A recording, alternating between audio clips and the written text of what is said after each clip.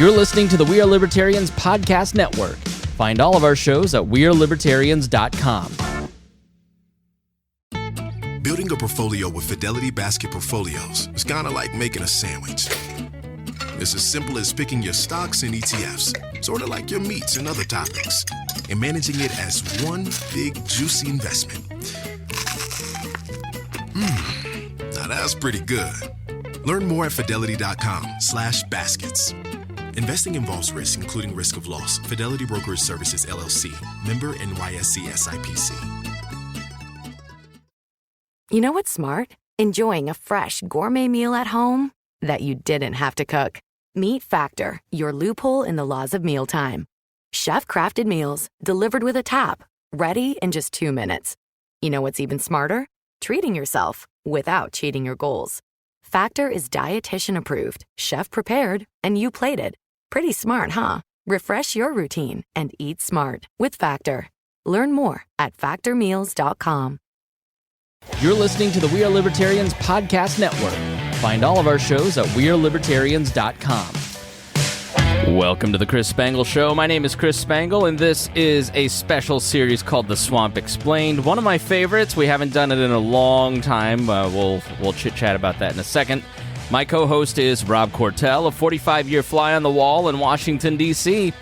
Rob has worked for Republican presidential campaigns, government agencies like the EPA, and has been confirmed by the Senate to the Us Federal Maritime Commission.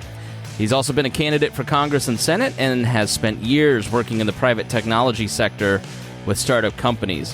Now, given his experience and iconoclastic viewpoints, Rob always gives us a great insight into the swamp in our nation's capital.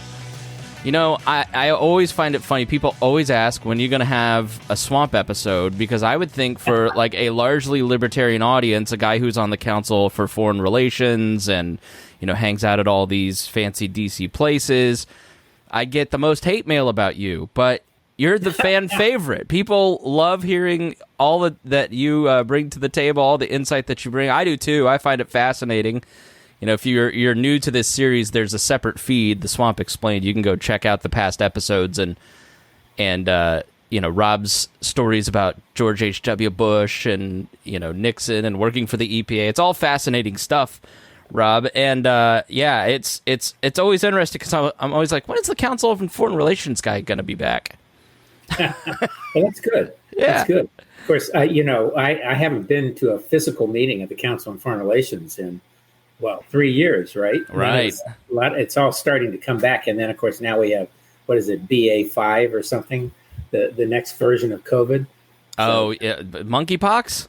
Or are we already on something else? Monkeypox, too, is already, up to about 500 cases now. It was 300 last week or so, and I'm sure it's up. Well, I mean, we haven't done a show in probably 6 months. We haven't talked about Ukraine or the Gen 6 Commission or all this stuff. We've got so many things. Let's start with Ukraine. We didn't talk about this beforehand, but I'd love to hear, you know, some of your thoughts on that. We're just going to do a little roundtable of what does Rob think about this headline. I think that's how we're going to handle this show. So, well, Ukraine is, first of all, I mean, we all know what we think. Most of us think about Russia, except for a very small minority of my party, which, you know, as Ronald Reagan used to say, he had been a Democrat and the party left him, and I haven't conceded to become a Democrat, but I will say a lot of the party has left me. And of course, you know, I call them the rhinos, the new crowd. But so there's a weird Putin love in the Libertarian and Republican parties. Bizarre. But no, in general, I would say Biden, who's I'm not a huge fan of, obviously, but I think he's done a very good job of rallying the allies and the troops and the movement and all of that. I think the Congress has responded pretty well, except for a few of the nuts. But I will say, I do think everything is what do you call it?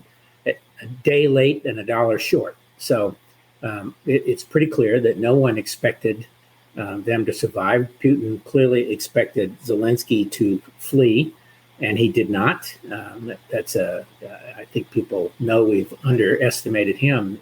Of course, they forget I think he's a lawyer and a producer and a writer, and his wife is similarly situated. So it's a very smart power couple. And just because he's a comedian, you know, people deride that, but he obviously he's picked up the baton, and I believe we should give them everything necessary to push the Russians out. I hope we are helping them on tactics and strategy, and I'm sure we are. And we now have advanced long-range systems to combat their firepower. I'm at this stage think the Ukrainians should be lobbing attacks into Russia itself. Yeah, it sounds like Donbass and Luhansk. Russia keeps declaring victory. It's getting. I mean, that's where the fight always was. It just sort of expanded out to Ukraine for a little bit. I mean, where's your line in terms of American support and drawing us into a quagmire? Well, it's a pretense right now. We're already deeply involved in it, and I think I can't tell you how I know these people, but I have friends in the German elite units, and I have friends in American elite units, and they are all working behind the scenes to train and help, and no doubt many of them are actually in country in Ukraine. And we have friends in the economic side of everything too, doing similar things. So I think the reality is we're crawling all over the place, as are the Europeans. So we're in the war. It's just a pretense. And I think I will say the biggest mistake I think has been made on our side was when Biden early on, I remember the news conference and someone asked why we had a no-fly zone. And he said, because that will cause nuclear war. And he just that. And I'm thinking this is an invitation to go, because I don't think we should be afraid of his using tactical nukes, which I still think he will eventually. But this will cause nuclear war is an interesting insight into a generation of political leadership.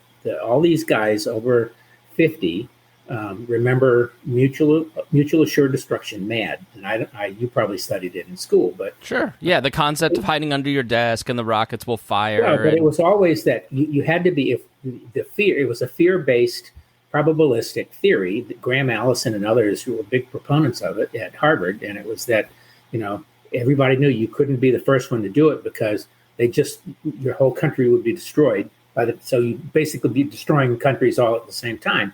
And I remember when Ronald Reagan said, "Why don't we have a shield?" And of course, everybody derides the shield, and meaning something to shoot them out of the sky. Yeah, well, Star Wars was it? Yeah, Star Wars, but it is, and it's taken 20, 30, almost 40 years. And actually, think about Iron Dome in Israel, and now the Ukrainians are able to shoot some of these guys out, and we can do some of this too. So it's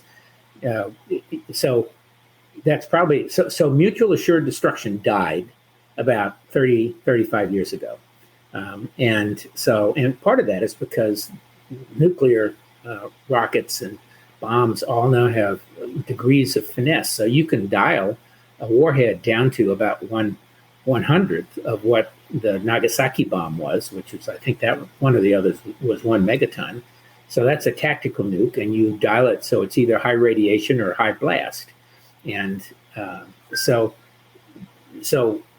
they are part of the tactical armaments. And in the Russian military philosophy, theirs is go first, and ours is go last.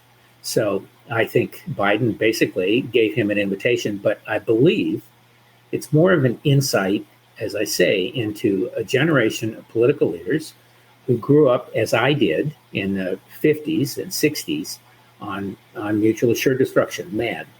And we are not in that situation anymore. I think the best book on that is James Stavridis. Admiral Stavridis wrote a book. I've forgotten the title of it, but it's about exactly that event. So, one side, the Chinese or somebody lobs a missile and it destroys the city, and so now we have to think about lobbing one back, which we do, and then they think about another, and it has an escalatory aspect from space and all of these things. So it's very real feeling. And that, in my mind, is probably the best description of what that would be like. But key points, I think we should be doing everything to push them out. I think we've been, as I say, a day late and $1 short. We can continue to see if they can deploy what they got. So it's always a little bit on the edge, not quite enough to push the Russians out. We're in fact, we're fully in there. Which is always our MO, it seems like. There's you either act quickly and decisively with moral clarity, or you don't act at all. But these half measures of, we'll wait until people aren't paying attention and then give them $1 billion before it's too late. Now it's a Syrian situation. Is just crazy to me. It just it doesn't make any sense. Like, be bold one way or the other. It's different from Syria in that the party is actually, we have one party that's well armed and trained, and the Ukrainians have been training with the West for some number of years. So it's since 2014, the Crimean deal, we really integrated a lot of our capabilities in terms of manpower and training. And of course, you can see a lot of that early on in the Russian things. There's a terrific website. I don't know if you watch it, read it. It's called Institute for the Study of War, ISW. And it's really good. And they are a group of, military analysts and political guys, and they seem to have very good open source information, and they're very good at deducing tactics and strategy, and they have recently looked at a lot of the activities towards the Donetsk and everything else, and they're of the view that the Ukrainians have been very good strategically and the right tactical things. They pull back when they need to, and frankly, I wouldn't be surprised if the Ukrainians go on a full bore assault. Have you? I mean, you're from a generation where the Russians are big and scary. I mean, is it sort of what's going on when they went in and just stalled out completely? I don't know if I'm from a generation where they're big and scary. I think Americans have always thought of them as clumsy and scary for that reason. Unsophisticated, bearish kind of country leadership.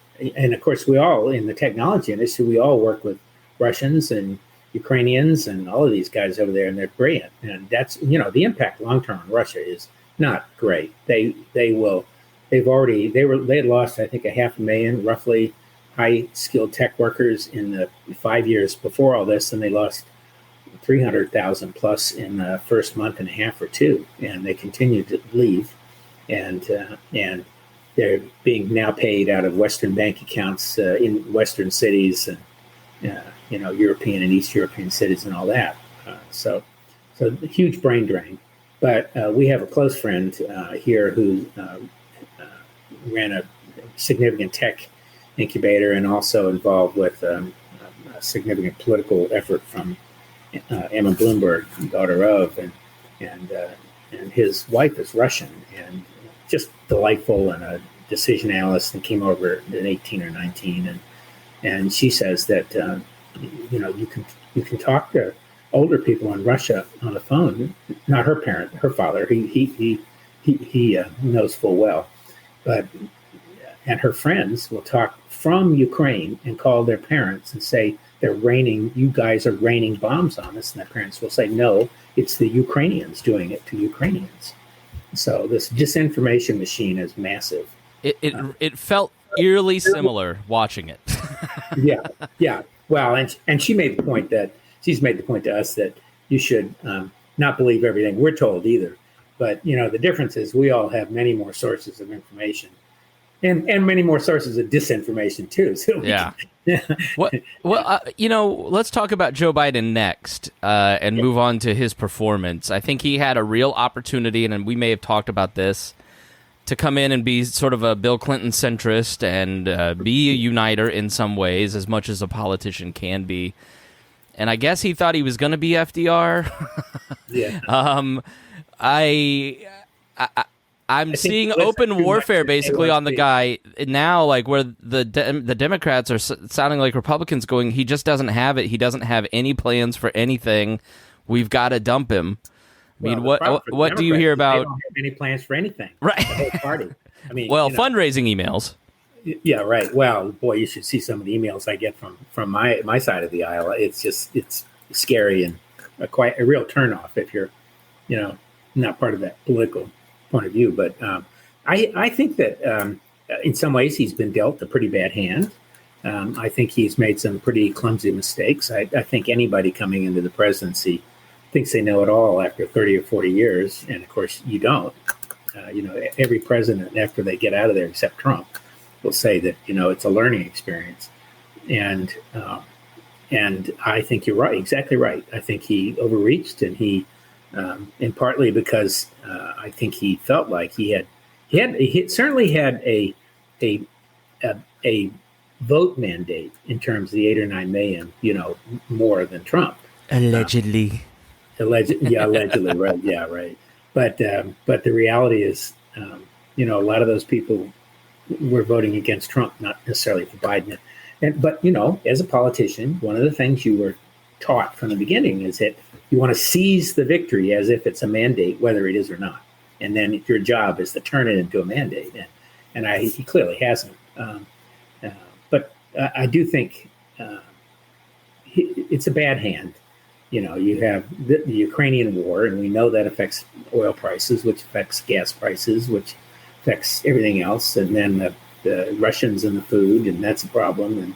And we have people who don't want to help our supposed neutral ally, India, and the Chinese are cozied up, taking advantage of it all. They're opportunists, which I suppose if you were those societies, you would want to be.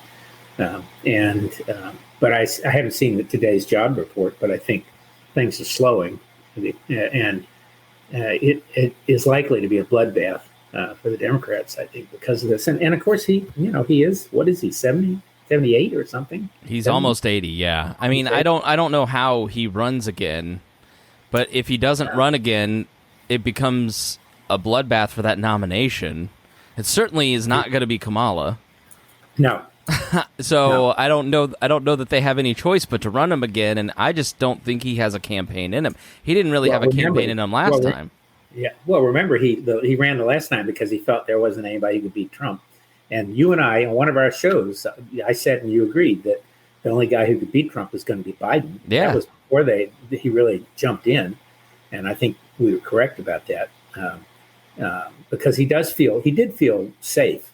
And it reminded me at the time, I told, I can't remember who, it was one of my pollster friends on the Democrat side, what you should be thinking about is the Warren G. Harding slogan, which is a return to normalcy. I think it was Harding.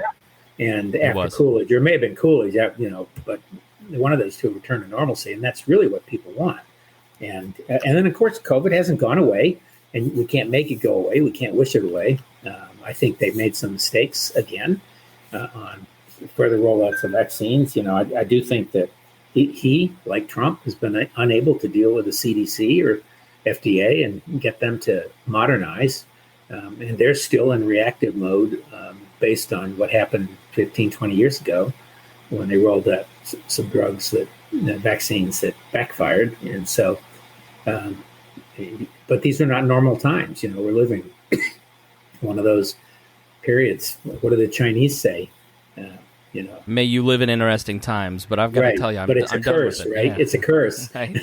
Yeah, it does feel like since 2007. I said this recently on a show. Like Reagan was asking what it was like before. Like, it's hard to explain to somebody pre-social media what politics was like. It just somebody put a brick on the accelerator in 2007, and it's never lifted up. No, you wake up this morning and the longest-serving Japanese prime minister, Abe's been assassinated in a country where it's very difficult to find guns. Well, we know that's going to play to the anti-gun crowd, the pro-gun crowd. They're going to say, look at Japan, where it's almost impossible to get a gun, where you have to go for a full day's training and licensing and periodic checks of your guns and weapons. And this guy made his own gun, apparently. At least that's what it looked like this morning on the tube. And so actually, back to Biden for a minute, this is an area where I know he hoped to get a little bump just from the gun legislation, but, it was so relatively trivial. It'll have some effect, but there's no bump anywhere. I guess you could argue there's no negative. Same with infrastructure. I mean, he just every time he thinks he's got to win, something else in the news cycle kind of steals it. Yeah, I think that's right. And Well, and that of course brings me to Buttigieg and others who could pick up the mantle and be, enliven the debate and also who's intellectually potentially capable and I would tell you he's the guy handing out the money and he's the guy traveling all around the country to cut the ribbon, and so if any benefit from the infrastructure bill is coming to anyone, it's to Pete Buttigieg.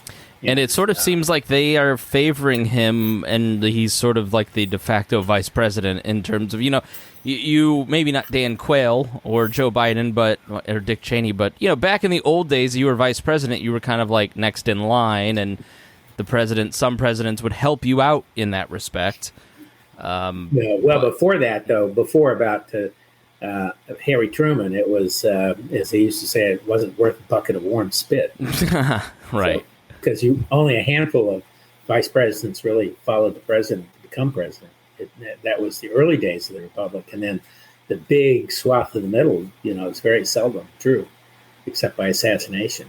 Do you have any insight why this guy, I saw that, I just don't know anything about Japanese. I'm sure it's like Boris, where he's the Japanese Trump, so everybody hated him. That's usually the American political analysis is Boris was Trump, so they didn't like him, which is not true. So I'm looking for any kind of insight on why this former prime minister, no less, was assassinated. It doesn't make sense to me. Well, the one thing I saw this morning, and it's just a thread, and I saw it when I got up at 5:30 and saw the news, and I haven't had a lot of time to follow a lot of news in the last week because my 5-year-old granddaughter and my 1-year-old grandson and my daughter and son-in-law and my son from Australia and house guests from all over the place have been over, and I'm the cook. So 3 meals a day for anywhere from 8 to 18. But so I've been canceling meetings all week long. But what I did find interesting this morning is that the last gun crimes in Japan, the last 4 or 5, most of those were, apparently there's one union, a maritime union or workers or something, employees who carry guns and are allowed to carry guns. And he was a member of this group, this guy. And it's a legal, lawful law enforcement union, something or other. And they all have weapons. It looked like he cobbled together a weapon. Although, if you see it visually, he was struck from the front, they said, but the smoke was behind him. His back was turned. And so I'm sure a lot more is going to come out of that. But he was politically disaffected. And, as you say, a lot of people hated Abe, but his popularity, his polling numbers apparently soared after he resigned. Apparently he said it was reasons of health, but everybody knows it was politics. And he was campaigning to get back. So, and he was a guy who also was beset by circumstances. He wanted to be the guy who remade the Japanese economy into a power again, and he did a number of things, like had the Constitution revised from the World War II aftermath, where they essentially had no army or anything like that. So he brought back some national military. But he also suffered from the reactor breakdown and one of the worst typhoons and flooding in history, and a number of things like that. So there is something between Biden and Trump-esque about him. And of course, he also was a nationalist, or patriot, I guess you would call it. So he offended a lot of people, particularly the Chinese, when he celebrated at various memorials, World War II memorials and things like that.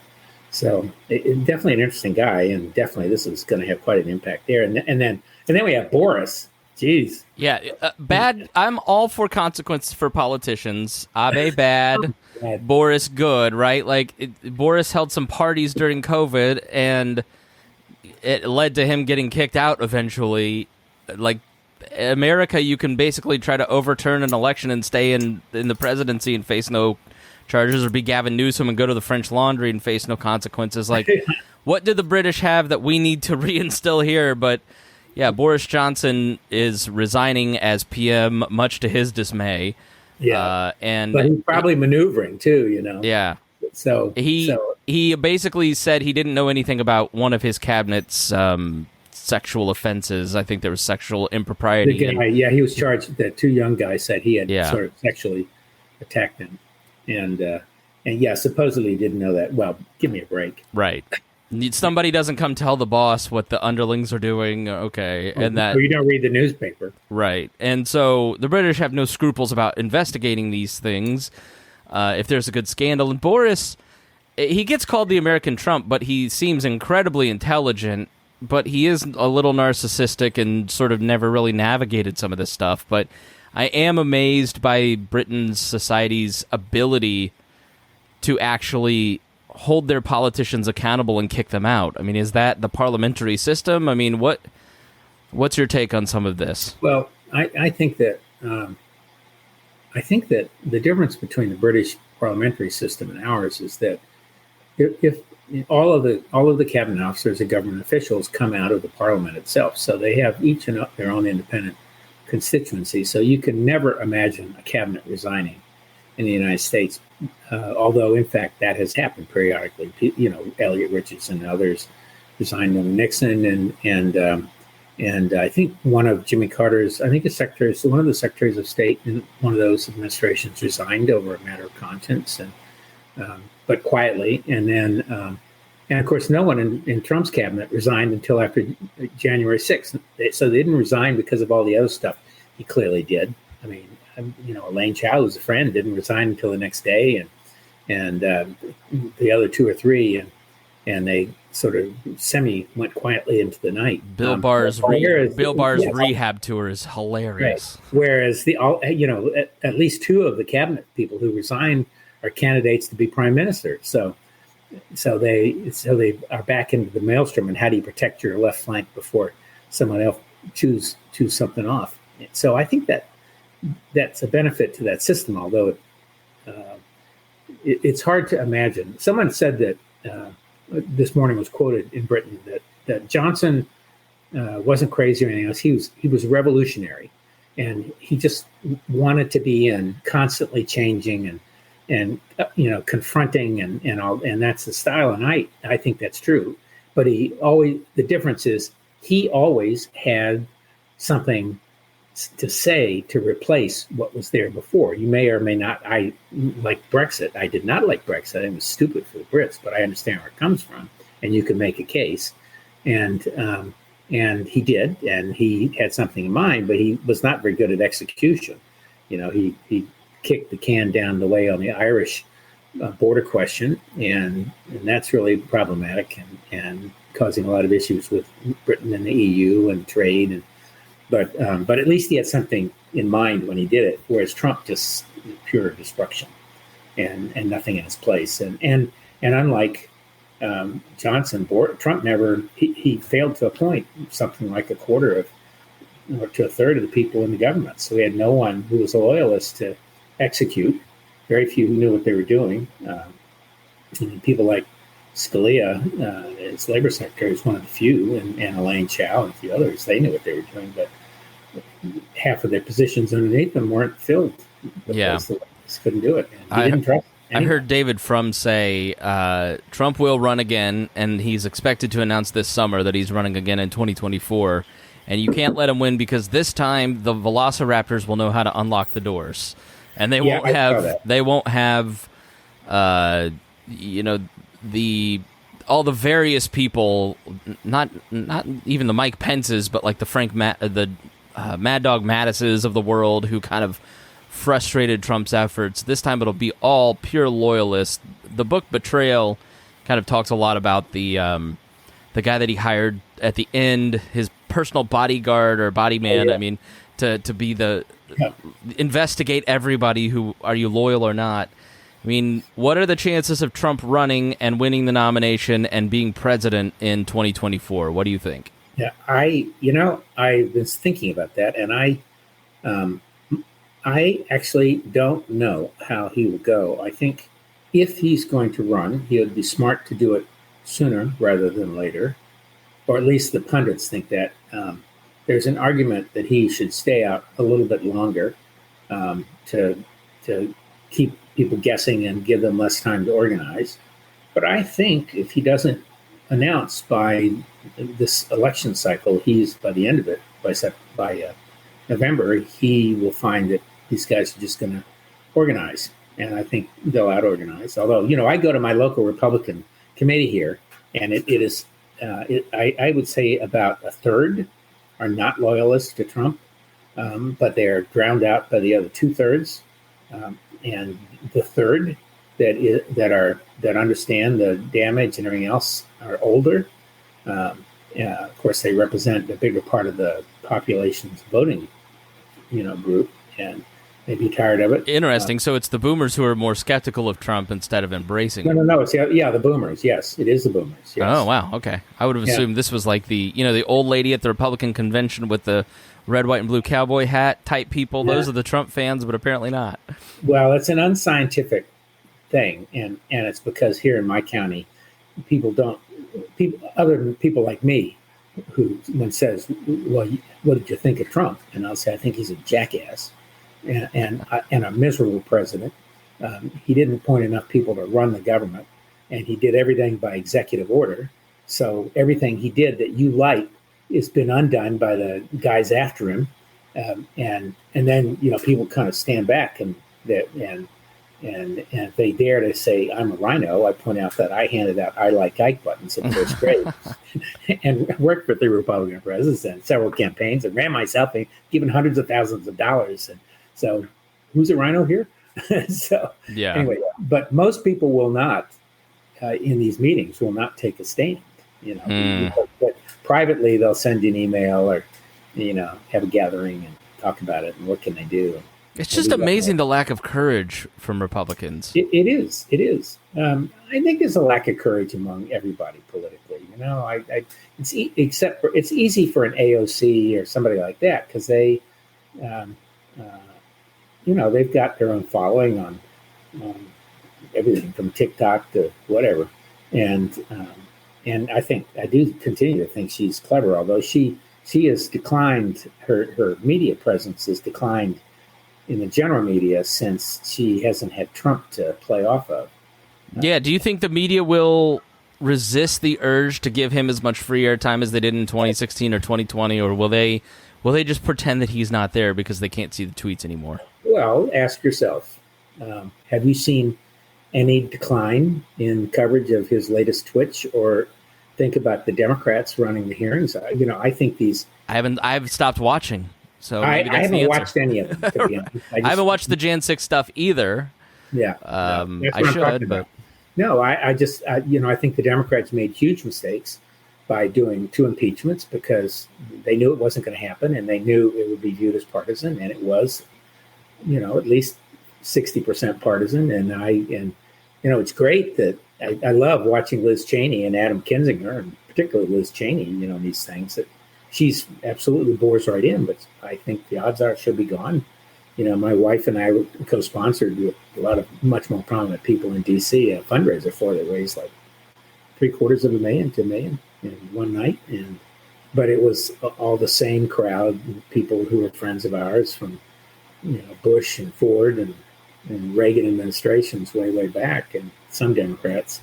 So I think unless you can get the Democrats to cross over, which is what your buddy Evan McMullin is doing with some success in his race for Senate, and so we'll see what happens there too. And periodically you hear noises about a third party. I continue to think that's very difficult to do. If I were going to form a third party, I'd call it the Independence Party. Not independence, but independence. Yeah. And grab that line and just be anybody who doesn't want to be a Republican or Democrat can be in there. And the party platform is civility and open debate. And so that would be really interesting. Do you think it's more likely that he gets indicted by the January 6th commission or that he wins the nomination? I think it's more likely that he gets indicted by the Georgia grand jury, which is the best one I've seen, which is operating kind of sub rosa, and they're doing their thing, although the Georgia legislature is taking up legislation to prevent them from doing it. And people should be more outraged about that. is what, and because that's county and the prosecutor there is doing the work of going after stuff that would be breaking state law, which is when he went in and asked for 10,200 whatever. He literally did what he accused Biden of doing. It was hilarious. Okay. Totally. And I think that it's possible that it'd be interesting. Maybe Kemp would veto, or somebody would veto anything the legislature came with because of what Trump has done to them. Yeah. So if one hopes to see Trump indicted and convicted of something, I think the best hope is the Georgia effort. I guess I don't know any hardcore Trump fans except for like a couple people maybe on my page, but there's a lot of Mitch Daniels Republicans, but I know a lot of Mike Pence Republicans. I know a lot of, even QAnon Republicans, and they're not, they never liked Trump anyways. The Pence people are all religious, so they never were crazy about Trump. The Mitch Daniels Republicans, the Mike Pence Republicans, and even just your grassroots, I listen to talk radio type Republican, all saw Trump as a means to an end, which was Roe v. Wade. The religious ones. Right. And they are as tired of the BS as anybody, but they want to punish the left. They want to protect themselves from the left and these broader narratives, but they're all willing to toss Trump out. You've seen Alex Jones even say it, like, Joe Rogan's like, I don't want to help him. I don't want him on my podcast. I think anybody with a brain looks at Donald Trump and knows this person shouldn't be in power, shouldn't have access to power. Even if you want to dismiss January 6th, in your heart of hearts, that the critics like Liz Cheney are right. Even the most ardent conspiracy theorists, libertarians who are like, oh, January 6th was no big deal, they'll privately kind of tell you, yeah, but that was a bit far. So I just can't imagine that Donald Trump, he served his purpose, and he does have a cult-like following, but once you get to the primaries, I mean, his strength in these Georgia primaries with people like Kemp and Raffensperger, he had no effect on those races. And so you start to see across the nation and Virginia and your governor's race with Youngkin, you start to see that he doesn't really have the teeth. He's sort of like Russia. Everybody's sort of scared of Russia until they invade and run out of gas. So the guy that I think Democrats should be worried about is Ron DeSantis. And I think as a country, I mean, Ron DeSantis is right, very right on some things and very wrong on a lot of other things, and very willing. He's a Republican progressive. He's willing to use the state to force other people to live his vision of government. Absolutely. And he's not a conservative. He's not a conservative in that he's conserving the natural rights tradition of the Constitution. He's a progressive. Yeah. Even if culturally he feels right to a lot of those of us on the right. So I had a funny, I've been saying for 6 months that DeSantis is the next president. And my bet would be Nikki Haley, probably, although she's pretty close. She's a Southerner also, although he doesn't act like a Southerner, would be the VP. But I was at an event at Yale, my graduate school, about 3 weeks ago, and a friend of mine who's about 15 years younger and has been very active in politics and successful in that community. And I won't give too many hints more than that because I predict identity, but he's a liberal Democrat, and he comes up and says, Rob, DeSantis is the next president. And I'm thinking, whoa, a liberal Democrat is telling me that too. And I said, and what do you think about that? And he said, well, it could be a lot worse. He said, this is a guy who read 90 medical reports about COVID and then applied XYZ theory of probability on outcomes, and he won. And I've forgotten what probability theory it was, but it was something we all learned in business school. And I think that's true. I do not like him because he also is a basic ass and picks these fights. But many of these fights have two sides. The one that over Disney. Remember, I grew up in Orlando. Yeah. And I remember the day Disney was announced. I probably had the headlines stuck in a box somewhere here.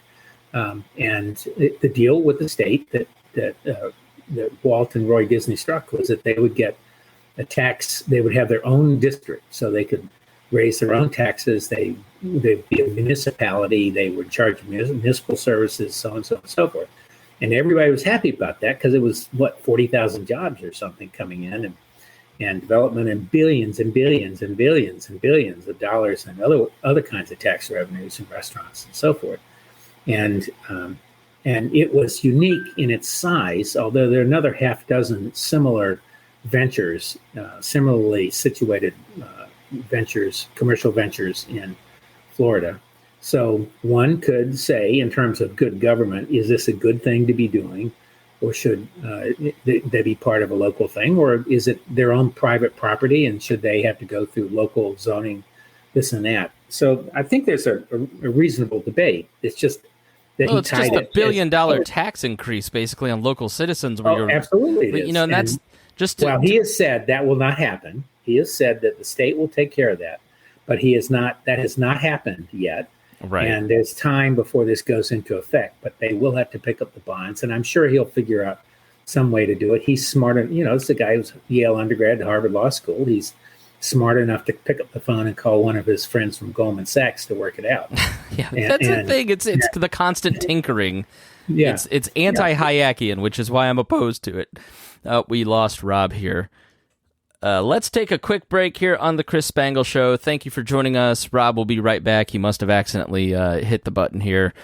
So stay tuned here on the Chris Spangle Show. We're going to finish talking about we're going to talk about abortion. We'll be right back.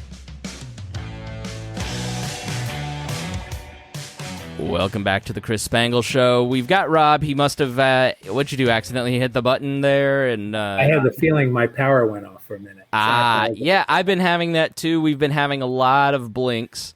But yeah, to finish our DeSantis conversation, I mean, he feels right because in the same way that Trump didn't accept, I won't accept your narrative, I'm going to create my own, and now you have to respond to me, feels so good to conservatives after so long because the Daily Wire is more powerful than the New York Times in a lot of ways. And, the idea that somehow the mainstream media still has the same power that it did 5 years ago, 10 years ago, 20 years ago.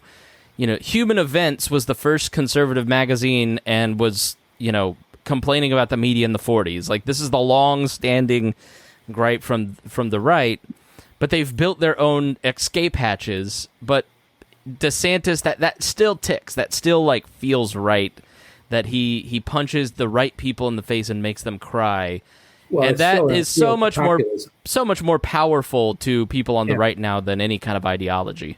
Well, and it's an appeal to populism and all that, and I will say I do think it's smart that Biden does not frequently attack Trump or even acknowledge that he's around. I do think that the decibel level has modulated a little bit, still way too high, but I think the peaks have modulated, and that's a good thing. And people like DeSantis start to feel like they're pushing the peaks up again. But he's a smart guy, and I, I don't see. I sure as hell wouldn't want to see what's his name, Ted Cruz, who's as nasty as they come. And one would hope that somebody like DeSantis, if he wins, would actually do what Trump said he would do when he became president, which is he'll be presidential, which he could never quite reach. No, so, don't fall for it. Absolutely, I haven't fallen for it. Well, in your long political career, did you ever think seriously that Roe v. Wade would be overturned? Well, it does not surprise me, and it does not surprise me that 3 justices lied in their hearings. But if they really wanted to do something, seriously wanted to do something, the Democrats in the House should move to impeach the 3 Trump justices for lying, and they don't even really have to prove what benefit would that serve, though? Well, I think it would accentuate the politicization of the Supreme Court. Supreme Court's politicized, and I know you're pro-life and I'm pro-choice, which doesn't mean I'm not pro-life. It just means that I believe that in privacy, and that those decisions should be made not by anyone but a woman and the doctor. And so, for me, Roe v. Wade was hands off. The states keep your hands off until some reasonable time. And I do think the Clarence Thomas thing was a real threat.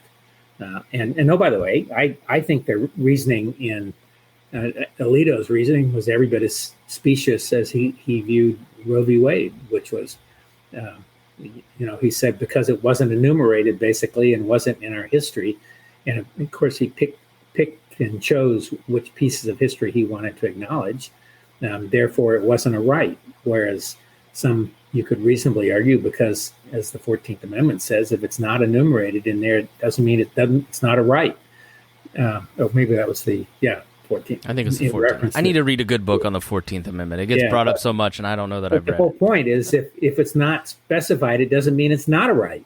And privacy is not specified, but it can be a right because most Americans, this whole country was built on the notion of personal freedom and privacy.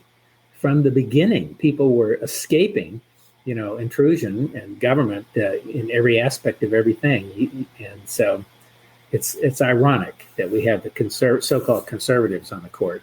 So I think the court's become purely ideological, and they're bent. These are guys who are not from the mainstream of the judicial system, and they were recommended because they were not, and Trump picked them because they were not. So, I still to this day have a hard time. I can't forgive McConnell for what he did on Merrick Garland, who was both a personal friend and also, even as a conservative, you would want somebody who was just left of center, which he was. And so instead we get these ideological shills, basically, in my opinion. And it's going to be interesting to watch. Well, I agree on Merrick Garland. I agree with you on Merrick Garland. I disagree with you on everything else, but... and Alito said that he felt this would end the debate. Well, that is... No, that's not even remotely... It's hog-hooey. Because not only does it make it, it reverses it, sends it back to the states, and it's all going to come back to the Supremes. And then it's going to come back to the Supreme Court multiple times, and then it's also you're going to have Mike Pence, and you're going to have, AOC fighting for national solutions in Congress. And here in Virginia, I was at an event with, I know Glenn Youngkin, not incredibly well, but well enough for him to know me and me to know him, and we both are Rice graduates, and although he's 20 years younger, and we've had a lot of encounters. Are you there? Yeah, I'm here. Yeah, I lost your screen. A lot of encounters on investment stuff and everything, and he was before the Northern Virginia Technology Council, and I can't give you all the detail because supposedly it's private. But the first question he got was about abortion, and many of the women CEOs are particularly incensed, and actually, many of the male CEOs are particularly incensed. I'm incensed. Do you think that this, everybody kind of on the left of this center thinks, this is going to be the game changer, that there was headed for a red wave, and now this is the thing? Or will we just be ticked off about something new and forget about this in a month? I just don't think it's a motivator. I don't think my daughter, who is turning 38 or 9 in another week, thinks anything about having had this right. She didn't have to exercise it. She's well enough off in a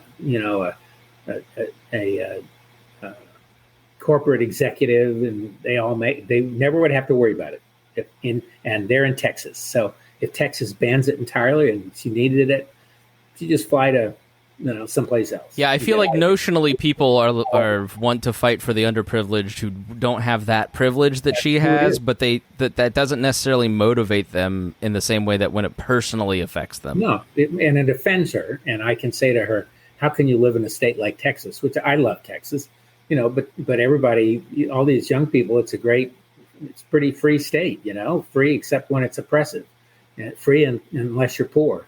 And free to die on your own, but not to make your own decisions and all these other kind of things. So it's kind of a tough thing to do. And of course, Abbott's going to be reelected. Beto he just doesn't. The state isn't structured for someone like him to win it, and the legislature is structured to favor the conservative Republicans. Actually, interestingly, my friend in Connecticut at New Haven pointed out that Connecticut has been for many years too. So you could almost never do anything in Connecticut. And I'm probably not doing justice to this, but the way it was structured was around cities. So cities had fewer. So as cities were given a certain number of votes in the legislature, and then the counties outside had a certain number, and the counties could always. The cities, as they grew, got more, and the counties didn't. And so the cities, or maybe the other way around, but in any case, one side or the other could never affect anything because they were disproportionately legislated districts. And Texas has some of that too, and a lot of stuff. Yeah, we have home rule here where the legislature basically tells the cities what to do, so it's virtually impossible. Has some of that. What do you make of the leak? I mean, is this just another sign of the last branch of government institutionally declining into something that it can never recover from? Oh, the Supreme Court leak? Yeah. Look, I think the reality is every institution goes through ups and downs. I think everybody views the court as political. People on the right understand the only reason it's gone the way it did is because Trump appointed his 3 judges, and because they were who they were, and they were appointed for that reason. So they get that as political, and the left correctly views it as political. And of course, it's driving John Roberts crazy because he worries about respect for the institution. In a few years, Thomas will die off, and a couple others will die off, and one would hope that happened during a more moderate regime, and the court moved back towards the center, like most people in the population of the United States. Everybody is really falls around the center. It is a bell curve, but our institutions are not reflecting that. But it'll come back. The Congress has always been disrespected, as you know from history, and Will Rogers and some of it on their own accord, and other reasons they should be respected. Well, it's been disrespected since the founding of the republic. A lack of self-respect, to be honest. That too, and the presidency goes up and down, and I think that things that if you want to think about long-term trends, the fight will be between the executive and everyone else. I do think this court is probably going to push back on some of the delegation of authorities from the Congress to the executive. The Congress has been asking for that, but they won't like getting it because they won't be able to come to any decisions anytime soon about anything. So I think so there will be some aspects of this where people will get what they wish for, and then once they have it, they won't know what to do with it. It's the dog chasing the car, remember? Yeah. Does the filibuster survive? Let's say they lose. Yeah, it will, and I don't think they'll pack the court. I just think there's so much institutional inertia around those things. It's just hard to do these things. I think we're just back to fighting in the trenches, and if Democrats are smart, they're going to have people at every level of every election watching the Republicans, watching them, and because we know there's a big move, a strategic move in the Republican Party, to capture a lot of the machinery of elections around the country, and I think the Democrats have figured that out too late. We just nominated a guy here who's going to win because he's the Republican. His name is Diego Morales. The guy was fired from the Secretary of State's office twice for misbehavior, and has lost more times than I can count running for things. He's totally unqualified, but he's a Trumper, so he won the convention, and now he's going to end up being the Secretary of State, which is just a huge disaster for the state. Like, everybody's freaking out because they're like, how could the Republicans let us down? I'm like, have you been watching for a decade? Like, I mean, as a Ron Paul delegate, friend to Ron Paul delegates in 2008 and 12, like, what, you trust the state Republican convention? So I don't know. It is dismaying to see people who believe something so blatantly false capture people so gullible end up in positions of power. Yeah, no, I agree. It's going to be interesting, and going to be interesting to see how the economy goes and all of that. So, all right. Well, we end every episode with a recommendation.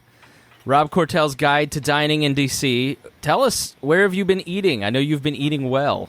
Yes, well, I don't keep an apartment there now, but I cut a deal with a hotel on the Navy Yard and had to spend a certain number of days, and they've been there. I took my son, the chef, up there, the chef in Sydney, Australia, and anybody who's listening who goes to Sydney, make sure you stop at Tequila Mockingbird. That's his current restaurant. He's opening another one. It's Argentinian in about 6 months, but there's a very, very good chef, Enrique Amato or something. But I think one time I mentioned his restaurant, 7 Reasons, but he has recently opened a restaurant called Imperfecto down at about 23rd and L in the heart of downtown, which just got a Michelin star in its first year. And I will say it may be the best new restaurant I've eaten in a long time in D.C. There are a couple others that are really good. I tried about 2 weeks ago, a place, Spanish seafood called Morisco's, 1133. It's like 11th and 1133, 9th or 10th. So that puts it at about A, B, C, D, E, F, G, H, I, J, K, and maybe L.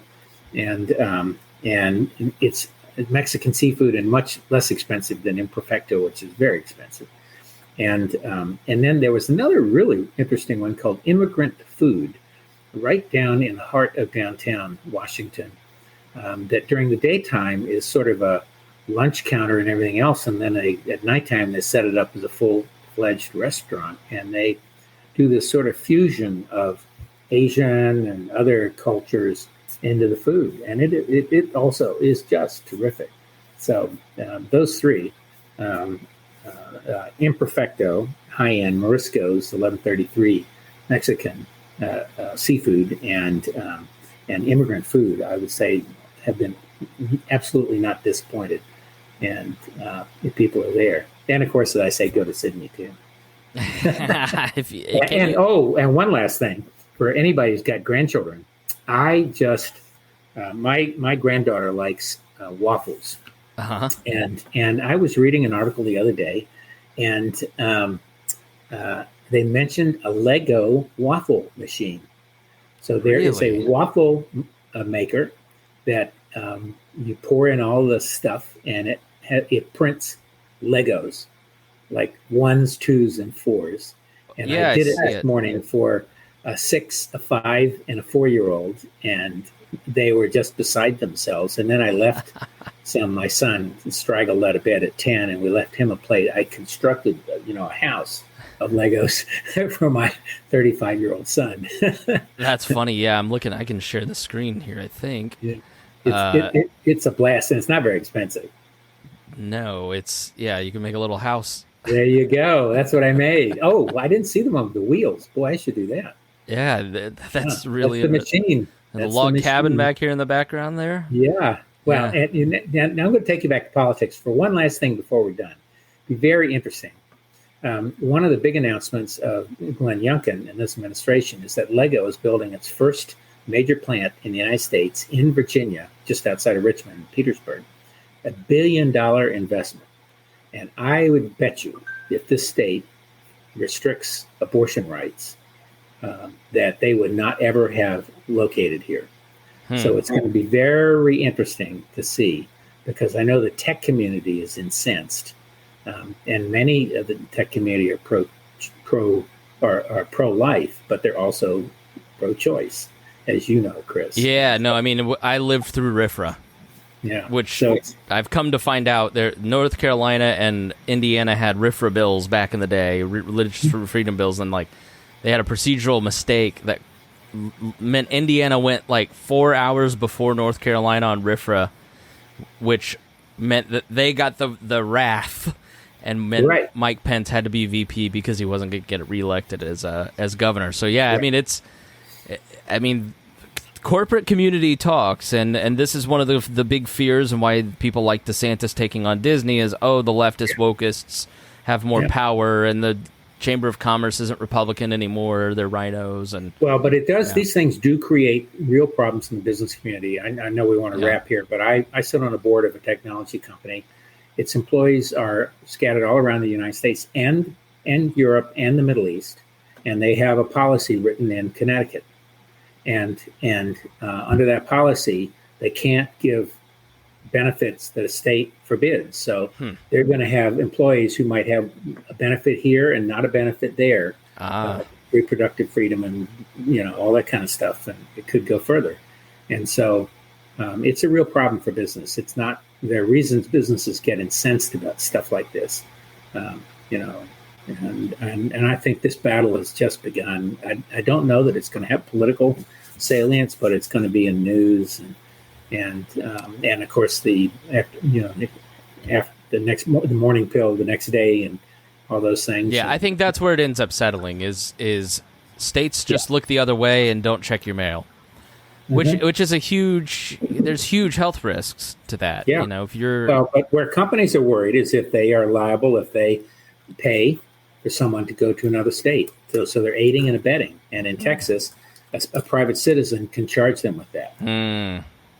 So it's complicated and just going to get worse. So anyway. Well, that's because the government's in charge of it. That's right. So, Chris, we are ending, after all, with food for thought.